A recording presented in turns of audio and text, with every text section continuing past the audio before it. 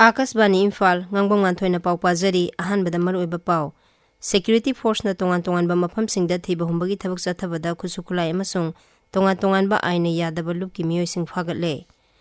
Mapal Thauram Mantri Dr. S. Jaishankar na hairi leba asigi maruoiba thausilsingi manungda lakliba sahisingda energy gi phibam phagarhanaba honagani amasung Women's Kabaddi World Cup 2025 Bharat na laure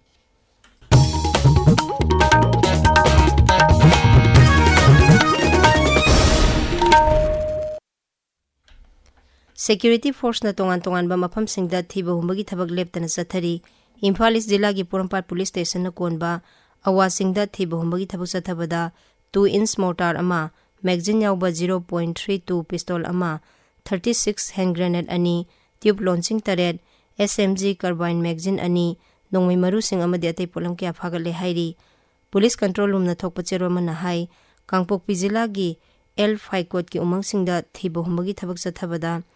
magazine yauba insas rifle ama magazine yauba 303 rifle ama magazine yauba SLR ama phagatle Imphal West Jilla gi Lamsang Police Station na konba lamdeng khunokdagi KCP PWG gi miyo ehum phare makhoi miyamdagi namduna sel khaibada chenaba miyo singni hairi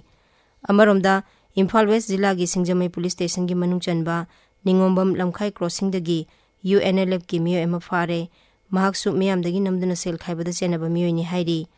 Imphal Jilla gi Hangang Police Station na konba Mantri Pukri Bazar dagi Pripak Pro gi miyo ema sufare mahak dukan singdagi namduna sel khaibada chenaba miyo ni hairi Bisnupur Jilla gi Kumbi Tera Khongdagi su Pripak Pro gi miyo ehum phare makhoidagi 303 LMG ama nongmai maru kaya yauna atai polam sing su phagalle hairi Nehru Yuba Kendra Thawalna Royal Brighter Academy Higher Secondary Sora Singh Wangmaga punna sinduna Sahid Divas ki thauram school asida ngarang pangthokre thauram asida school asigi mahiroi sing oja sing amadi Nehru Yuba Kendra Thawal gi miyo sing saruk yakhi Sahid Divas ki thauram New Public Higher Secondary School Khangabok tasu ngarang pangthokhi Mitai Society Surasanpur na sinduna Surasanpur dagi lanjelakpa class 7 dagi 10 phawagi mahiroi singi study tour amangarang Thongam Santi MLA na moirang dagi lamthakhi maduda mahiroi kunthani pan saruk yakhi Imphal gi Takyel Daleba Government Deaf and Mute School lingkhatki bagi sahi yangkai surakpagi thauram ngasi school sida pangthoklagani thauramadu rajya gi IPR amasung mahut ki director Ngangom Uttam Singh amasung Social Welfare gi director Anjali Songtham yauna tongan ba miyo kya saruk yagani thauramadu nata daba amasung lon thoktaba miyo singi hena khudong sahanaba mobile app ani hodokani Indian Med Vibhag na hairi lakliba numit nini humni asida Assam, Meghalaya, Nagaland, Manipur, Mizoram, Tripura, Tamil Nadu, Puducherry amasung Lakshadweep ki mafam kyada nong chugani. Arunachal Pradesh ki mafam kyada lakliba numit marini asida pungda kilometer 30 dagi 90 phawbugi sangda nungsi sitkani amasung mafam kyada akhak arauga loinana nong chugani. Pawsina hai Kerala, Mahe, Andhra Pradesh ki samudra khongbal, Yanam, Rayalaseema amasung Karnataka ki kha thangba manung hanjinba mafam singda lakliba numit nini asida akhak rau yauna akan banung sitkani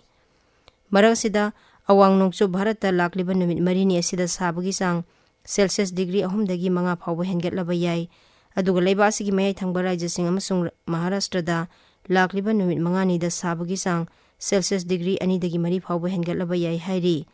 tabiriba pawasi Akasbani Imphal dagi ni Kendra gi Mapal Thauram Mantri Dr. S. Jaishankar na hairi Leibak asigi maru oiba thausil singi manungda lakliba sahi singda energy gi phibam phagarhanaba honagani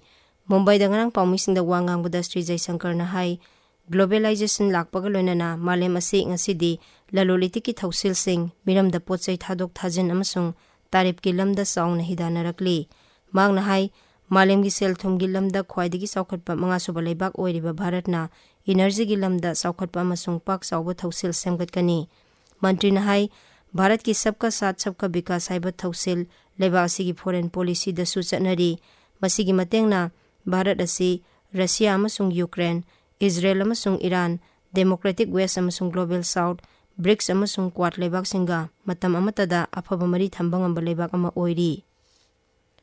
Chandigarh da English ngani kunmari gi September da chathakiba grenade attack ka mari lenana Babur Khalsa International BKI terrorist organization gi miyo mari mara leire haina National Investigation Agency NIA na lauthokre. NIA gi serol man hai mioi mari adugi manungda Pakistan da based over terrorist